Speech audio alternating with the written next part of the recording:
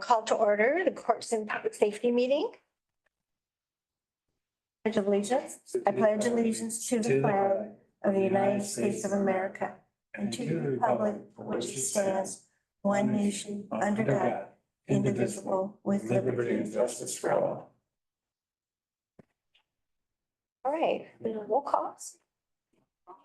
Commissioner LaHaye, Here. Commissioner Ludlow, Here. Commissioner Bray. Here. Need a motion to adopt the agenda? I'll make the motion. I'll second. Second. Okay, public comment? None? Okay, first item, Janelle? Good afternoon. I did submit all four January, February, March, and April monthly reports. I did just check my balance sheet before I came in, and I got another $240,000 from the state, so the child care fund at this time is in pretty good shape. Look like it. Yeah, we've had a, knock on wood, decent fiscal year so far, so that'll end at the end of September. I'll be back probably in 2 months to present my fiscal year 26 budget, and seek approval for that. Okay. Sorry, any questions? Pretty good. Okay, Make a motion to receive and file the report. I'll second. all in favor? Aye. Okay, Thank you.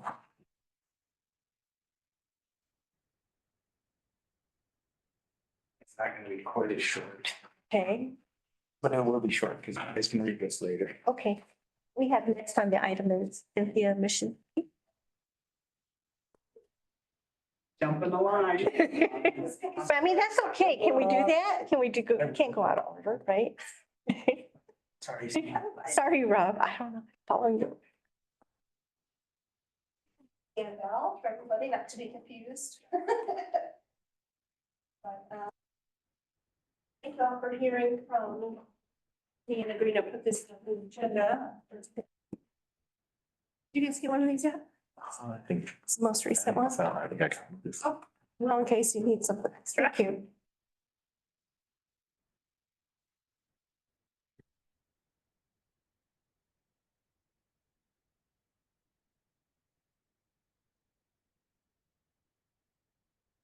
Okay, so for those, I mean, I've met all of you before, but I'm Cynthia Hutchinson, the Peanut County prosecutor, here to talk about a financial commitment to the Huron Undercover Narcotics team that is pledged annually, generally from the county commissioners. I do want to acknowledge that there has been some retirement going on throughout the makeup of the hunt team.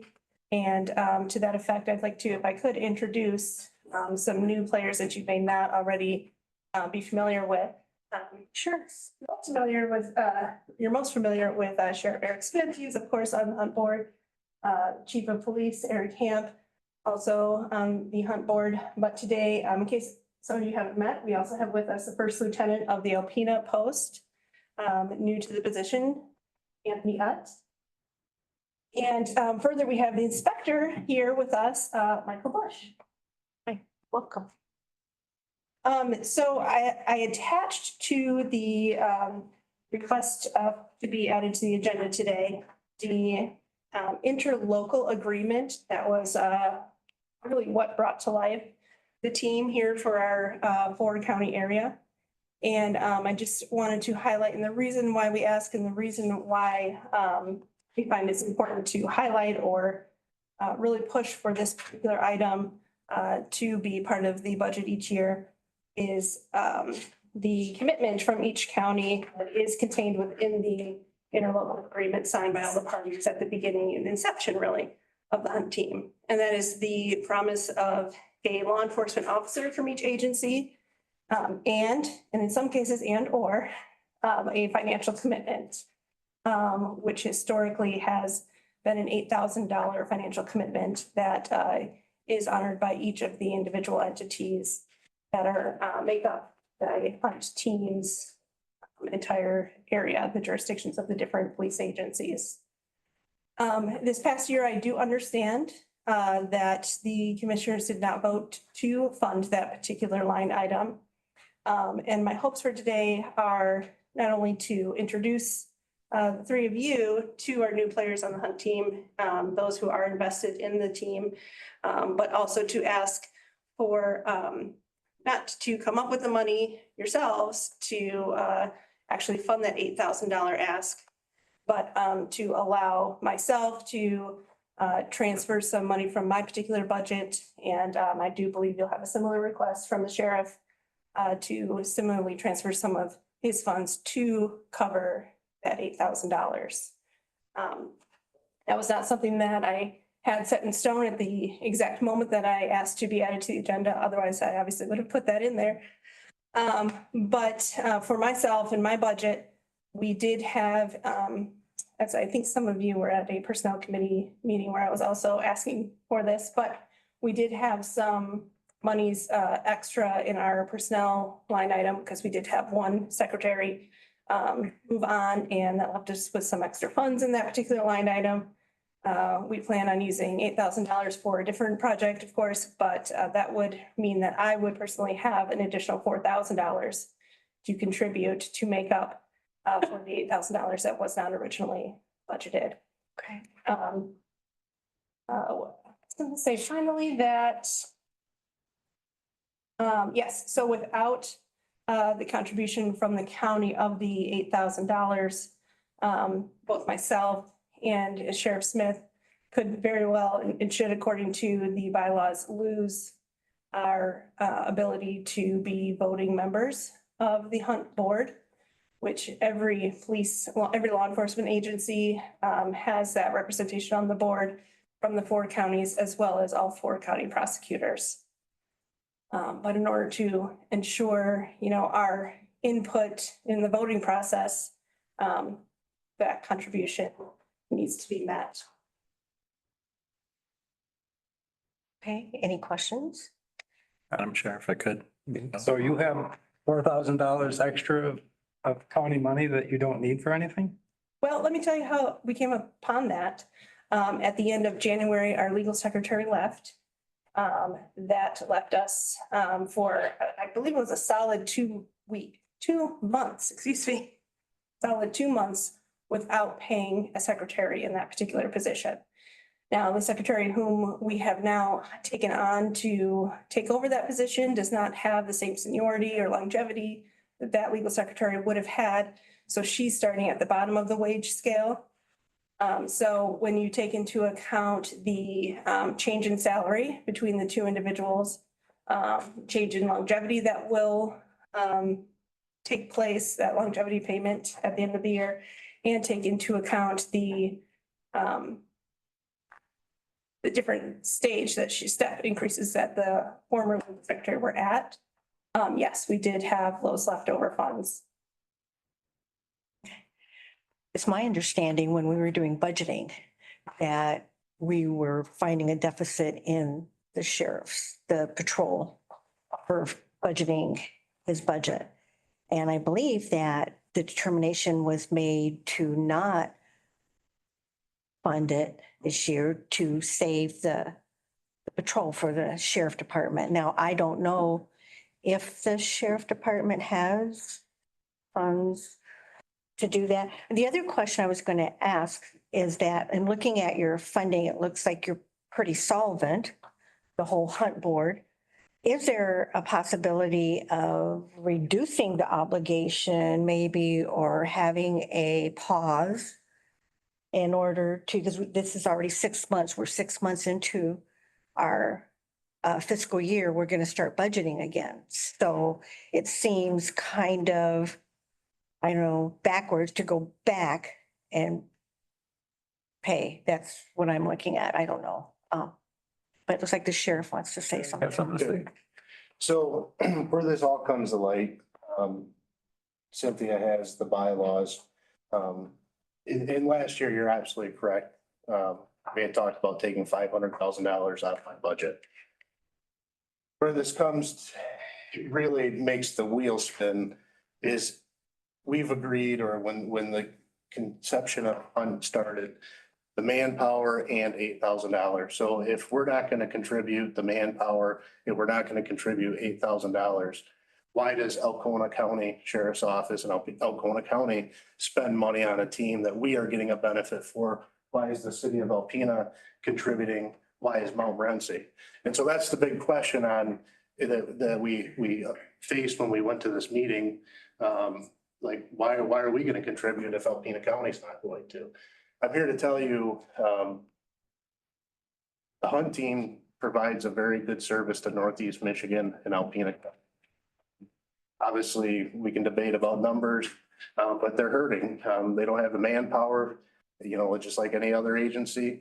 Where do we draw that line and make the stand? I think, you know, personally, and I listened to what you said, Commissioner, $4,000, to be honest with you, out of the size of my budget, we can absorb $4,000 and out of a line item.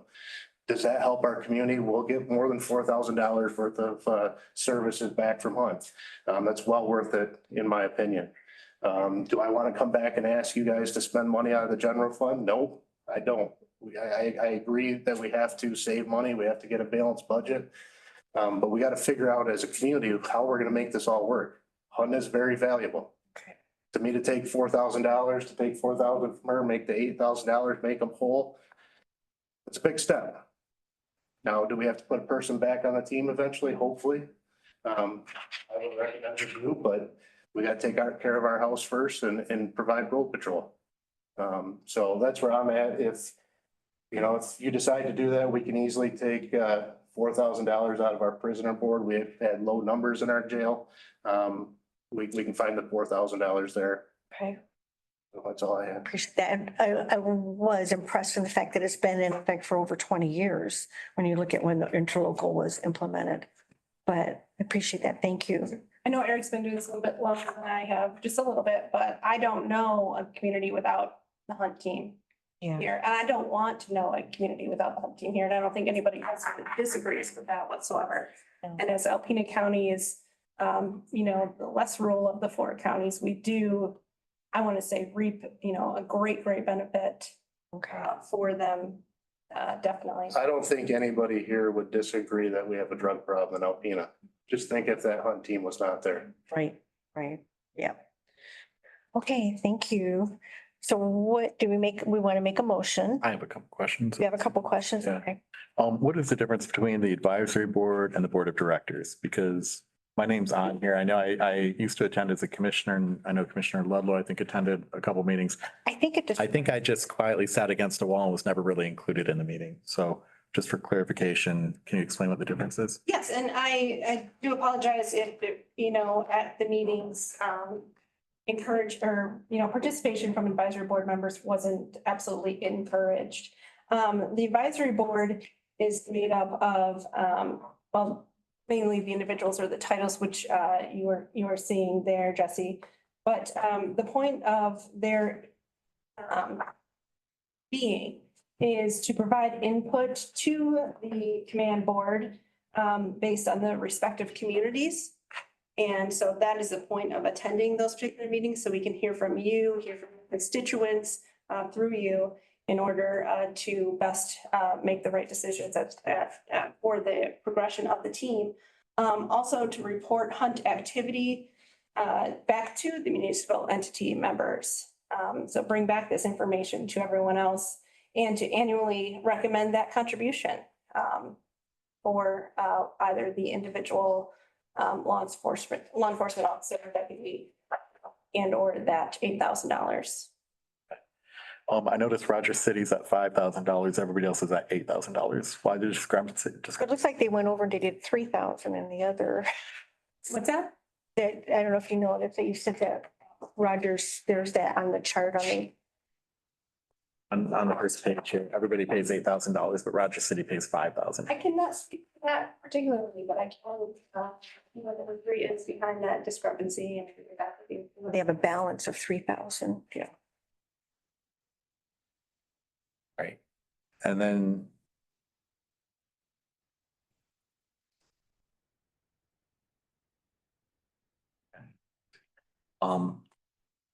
And then just as a reminder, we did give $40,000 of opioid remediation funding to the prosecutor's office to fulfill that budget and make it whole.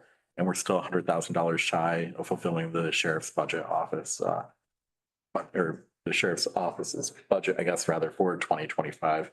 So just keeping that in mind as well. Definitely something where I can make sure it's in FY 26 without a problem. We're still early enough in that, for if the board wants to consider that outside of this. I'm just saying, as an aside, the FY 26 budget's early enough in where we can do that. Is it normal because I was never told as an advisory board committee member that I was supposed to come back to the board and ask for the money. I don't think as an advisory board member, I think that probably falls on a member of the hunt team itself. So we will ensure that takes place at the appropriate time. The only reason it wasn't in 25, I don't think we ever had anybody come in and say, hey, I agree with that. it's an issue. So I just didn't want, that's one of the reasons, so. But I think maybe in the future, and I don't know where that $8,000, if it was, 'cause I don't believe it was in with our hunt officer budget. Maybe if we put the $8,000 in the sheriff's office, so we won't overlook it, we can just address it. That's a good idea. Okay, I'll make a note of that. And then I'll know.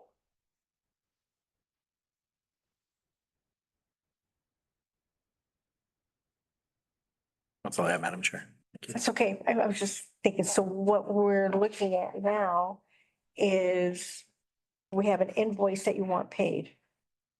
Essentially, yes, and I'm suggesting a couple of locations in which to get the Funding, full amount for the full year. funding from. So how do we phrase this? I don't know how the other members feel.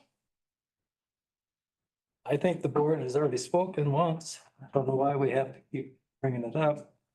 Nobody's gonna argue the fact that hunt is very important. But so is getting this county out of the red before we have the state of Michigan come in and do it for us. So I would say no. Same way with, Ludlow, we're trying to get this budget and we can't get it straightened out and we keep giving money away. Doesn't make sense. If I could, and I understand the priorities. But without the hunt team in our particular community, priorities are gonna have to change very vastly and very quickly.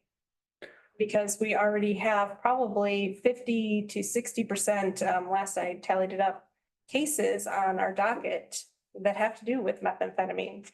And some other drugs here and there, but it's primarily meth.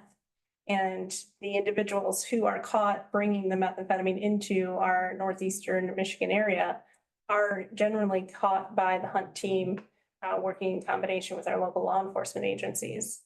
They're also called on by our local law enforcement agencies to assist and run a lot of, surveillance because they are in their unmarked vehicles. So the city and sheriff's department and our state troopers can't really blend in so well. And they can't run those types of surveillance activities.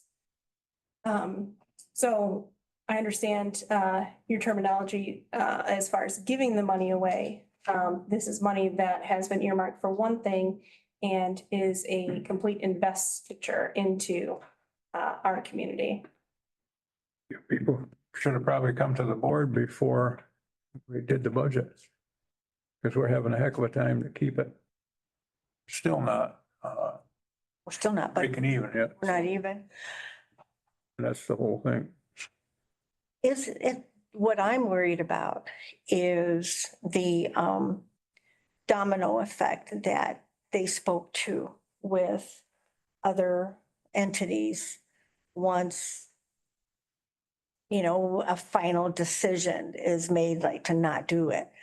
That worries me. And if the sheriff is speaking up, willing to do his part of it, I look at that, but I am basically torn. I kind of looking beyond that. I was wondering too, is that since we are right now you're unpaid, do we discuss it further or do we have to bring more board members on board, bring it up, take it to the full board? Is that how Whatever you decide here goes on the consent calendar for next Tuesday. it goes onto the consent calendar? Then it can either be pulled for further discussion Mhm. or passed if it's acceptable by the majority of the board. So I would see it as you guys have three options, which was one, leave the budget as is and consider a correction for 2026. The second is to make the correction now going forward, but not looking backward and Right. saying we'll pay 4,000 of 8,000 this year. You know, there's an oopsie on both sides and, you know, that's just where it is. You know, or fund it fully. So, I mean, so the three options, but no matter what, it'd go on the consent calendar for further discussion. Would it go on the consent calendar for three options or just what we determine? Just on whatever you decide here, correct?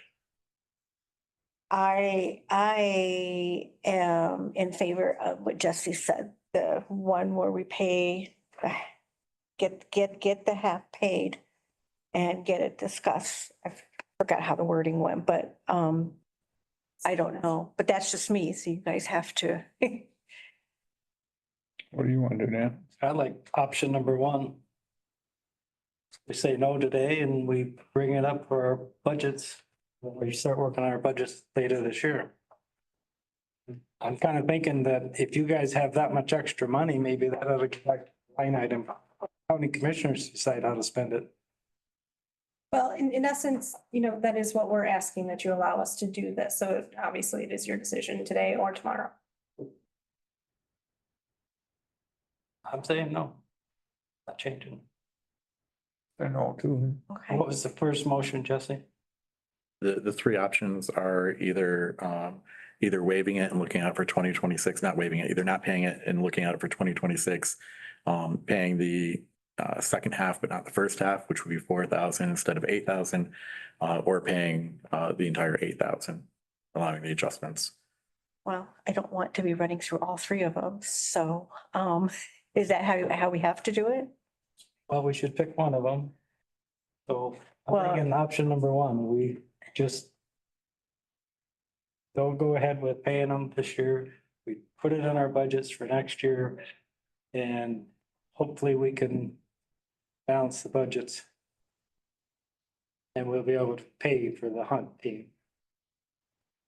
With all due respect, and this isn't an attack on anybody, but I want you to think about something. What is your neighbor's life worth? Is it worth $8,000 to stop some drugs coming into our community? I get the financial part 100%. I respect what you're saying 100%.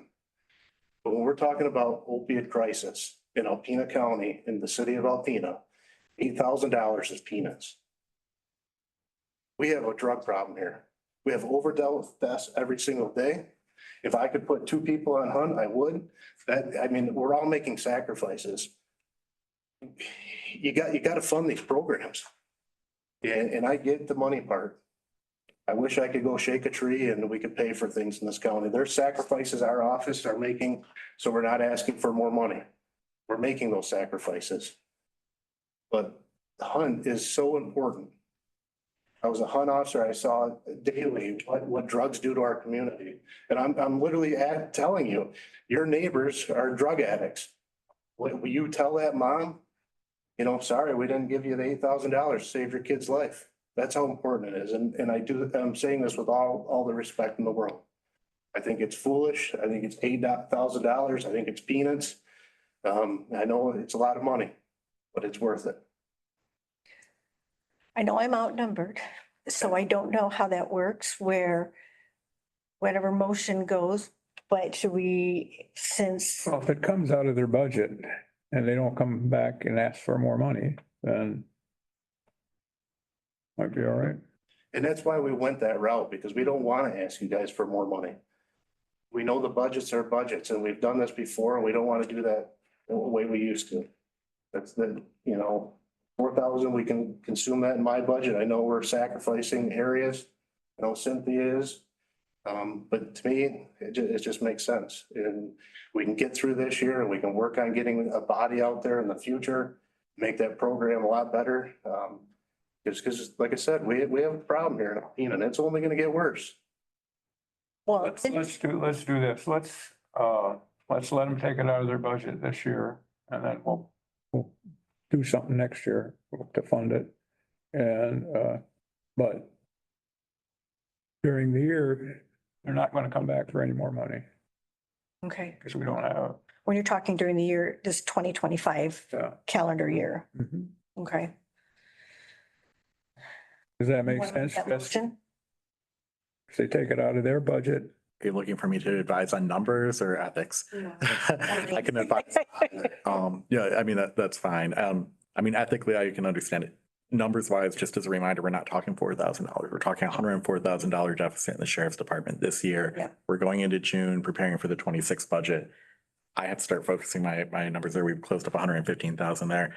For the prosecutor's office, not only would it not be coming back this year, but for the next 4 years, because we made that position whole using opioid remediation funds with the understanding that that would cover 4 years of that position. So if they want to sacrifice that money, that's fine. Understanding that that's basically a 4-year lock on the prosecutor attorney's office numbers, and that the sheriff's office is going to have to figure out the $104,000 deficit. So ethically, I completely understand and agree. I'm not, I know. it's a tug of war, right? They give me my numbers. I know. Give me my, I'm in favor of it, but yeah. But yeah, so either way, I guess the motion would be then to, the motion would be to allow for the one-time transfer of funds, from both the prosecuting attorney's office and the sheriff's department, for $4,000. items there for the. I don't have those line items, but I can pull them. And for you can. Yeah, do you have them? Okay, do you want to give those to you real quick? Oh, sure. It is 296,702.001. And that's our legal secretary. I'm missing 3 numbers off that. Was it the 101, 296? Okay, that's right. And then, well, it's your legal secretary. I can pull that. Okay. And then Sheriff, you said from your prisoners board? Yeah, prisoners board, 101,351,817.000. Thank you. So it'd be for the one-time transfer from those 2 line items, into, Kim, I'll get you that number down here. With the further wording that we will be reviewing this when we go into budget for 26.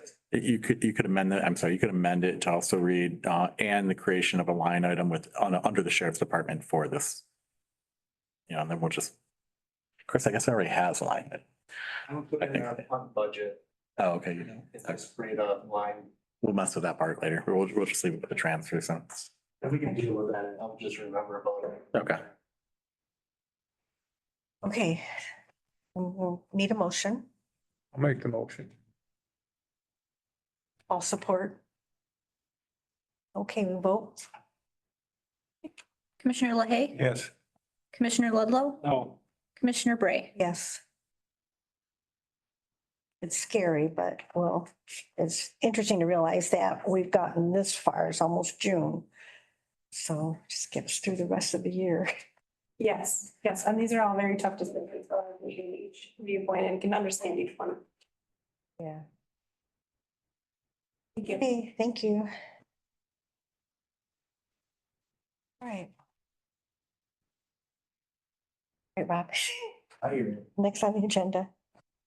Okay. Just one thing really quick. So, I didn't feel it was really my place to say anything with Sheriff Smith, but I totally support this. With you guys going forward with the hunt. It does impact the EMS because we actually have a peer recovery service, a coach, in the city police and fire department that goes out throughout the whole county and addresses these, people who are addicted to, substances, whether it's alcohol, whether it's drugs. So it does have an impact on other areas within the county. So I do support and I appreciate the fact that you guys are at least looking at that. Well, you know what? It's a huge thing. You know, what's interesting is that I heard something yesterday that, even though this border is closed and has been closed, that there is the fentanyl numbers and the trafficking numbers are still as high from the northern border. I think it probably is. I mean, Hunt Team knows more about that than we do, but I can tell you our addiction problems are widespread throughout the whole county. And it doesn't matter by demographics as to social classes. So it's rich, poor, does not matter. And we see it on the ambulance all the time. So I do appreciate it. I didn't feel that was part of the conversation, but I do think it's support for the Hunt team and for that funding because it is huge.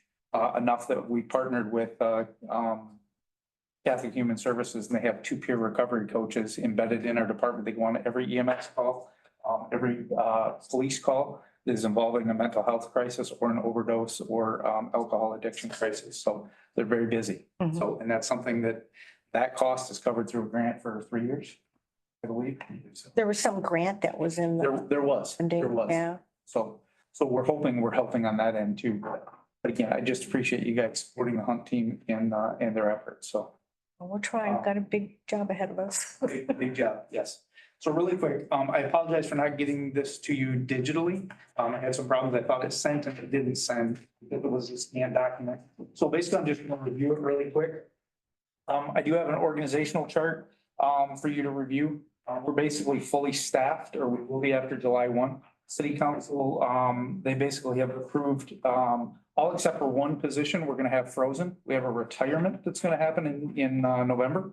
So we're only going to have one position that's going to be open, but we're going to be fully staffed to be able to handle EMS and fire calls, obviously for the whole city and county. So I just wanted to give you that piece of information. We do have 5 auxiliaries within our agency as well. So we're basically we'll be at 34 personnel total from top to bottom, including administration. So we'll be fully staffed. So if you go to the next section, it's the 2024-2025 EMS request for service trending. Basically this year alone, our call volume is up about 11%. You guys can peruse through that later on. I actually downloaded all this stuff this morning, so that you have that data in front of you. 2024, at this time of the year, we're at 1,731 calls for the year. This year for 2025, we're at 1,927 EMS calls. That's just our EMS calls. That's not fire responses at all. So it averages about 13.8 calls per day right now. That is trending upwards. During the ice storm, we actually hit an all-time high. We hit 57 calls per day, just our EMS calls, not counting our fire calls. So we were very busy. But I guess I just want you guys to have that so you can reference it. So you guys can see what type of calls were going on, number of calls, and it's broken down by township as well, as far as response area. So just some good data for you guys to have. Agency inspection. We just went through our agency inspection today. We passed it successfully, so we're fully licensed to be able to go forward into 2025-26. Didn't have any issues on our agency inspection. They do that virtually where they randomly pick an ambulance to inspect and make sure the contents is there. And then there's a binder probably about 4 inches thick of policies and procedures that we have to adhere to in order to be approved. And we pass that without any Do problem. it virtually? Virtually, yes. We send all the documents in and they scan it. Because it actually goes to a website where all of our documents, there's like 27 different categories. We put those in there, they review it, and then the inspection is actually done virtually. They literally have us touch every piece of equipment on the ambulance. So you can't hide on that one, so. Ambulance titles. One of the things, in talking with Jesse, we've got 2 ambulances, Alpha 101, which we've actually pulled out of service. And I believe the Sheriff's Department has it. They're using it as a community resource vehicle of some kind. So they actually have that right now. We are missing the title on that one. Same with Alpha 102, which is still in service. Now this is something we inherited. The missing titles were not, due to us currently. So we're in the process trying to get them. We have been working with the state for over a year to get them. Long story short, basically city attorney had to sue the state of Michigan for the titles. Problem is the company that manufactured the ambulance, they're out of business and the owner has passed away. So literally the state of Michigan is going after them. They have to basically look at all 3 vendors where this ambulance was built through in order for them to actually give us a court issued title. So I've told Jesse that we'd make sure to give you guys a monthly update as to where we're at. I can't tell you it's in the fact finding phase right now with the state of Michigan through the courts. And we're basically just waiting for the court to make a determination on it. So I'll keep giving you updates until we get those. But those 2 ambulances, we do not have titles for as of right now. All the other ones do have titles. So I want to give you an update on that. You guys will see in the other part of the packet, I actually have a 2025 Northern Michigan ice storm disaster response. Basically, everything is in there from the ice storm disaster as it relates to EMS. So there isn't what we call an ICS 214 form. which is an activity report. And basically I covered it from Friday, the 26th through April 5th. When basically we felt in that 7-day stretch, as far as EMS and fire responses, our incidents were mitigated and we were back to normal for the most part. I do have in there as far as the EMS only responses and our city fire and EMS assist, so you can see the trending that happened there as far as the uptick in call volume. There's 2 after action reviews that are in there. One is a Michigan Mavis ambulance strike team activation after action review.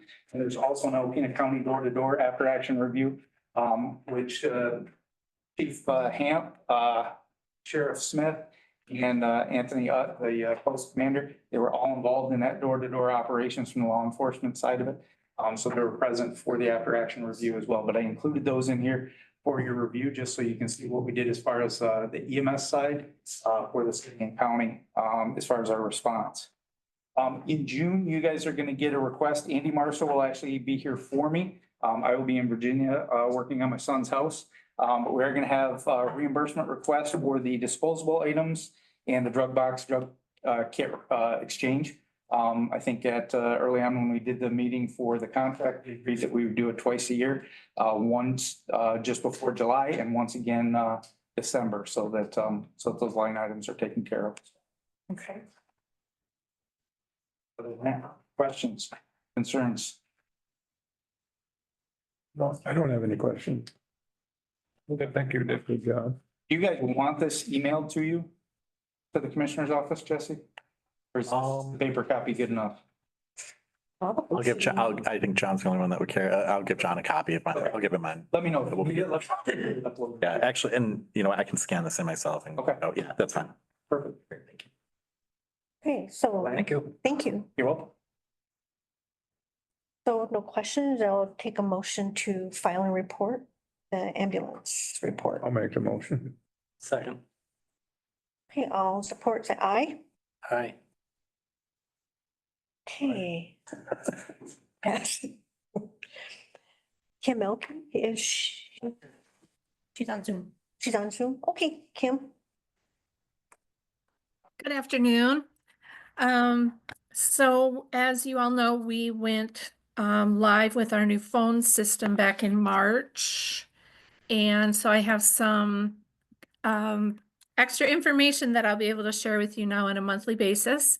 So our total call volume for April was 4,210 calls. And then we also received 13 incoming text calls. Some new information that I wasn't able to provide previously, our average time to answer across all call categories was 2.17 seconds. For 911 calls, taking all the other calls out, was 1.18 seconds time to answer, which I think is pretty amazing, makes me proud. The average call length for all call types for the month was 1 minute, 25 seconds. The longest call in April was 20 minutes and 11 seconds. Last week, we had the distinct pleasure to host in our center the new director of the state 911 office. She started since the first of the year. I don't remember the exact time frame that she started, but she came north and brought 3 of the staff members with her from the state office, one of whom was new that we hadn't met before. And she was making her trek across the northern part of the state to meet those of us that they don't see quite as often. And so that was a real great opportunity for us to have her come and visit our center and spend part of the day with us, along with the staff that she brought along. They were very, very complimentary of the beautiful scenery, and they greatly enjoyed the drive along the lake. So we enjoyed that.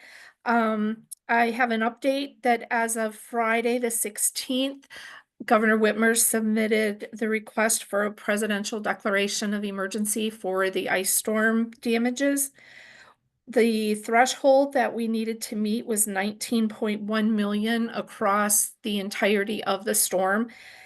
For 13 counties plus 1 tribal partner, the total damages that FEMA verified when they were here for public assistance, which means the public damages, not individual home damages. So 19.1 was the number we needed, and the total they ended up with was 137.2 million. So the request went to the president on Friday, and now we just wait for a response from the White House. That's all I have. Okay, thank you. You have any questions? Good. Okay, so I'll take a motion to file and receive Kim's report. I'll make the motion. I'll second.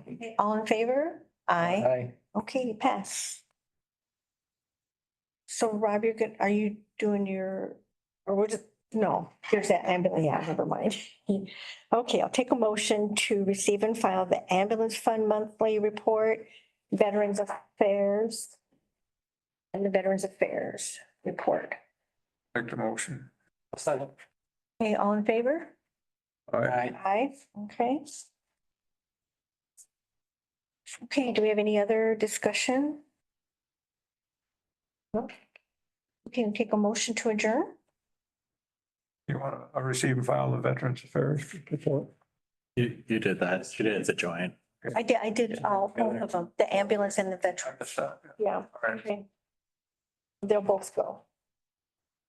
I'll make the motion, we adjourn. Favor, aye. Aye. The next meeting is Monday, June 23rd.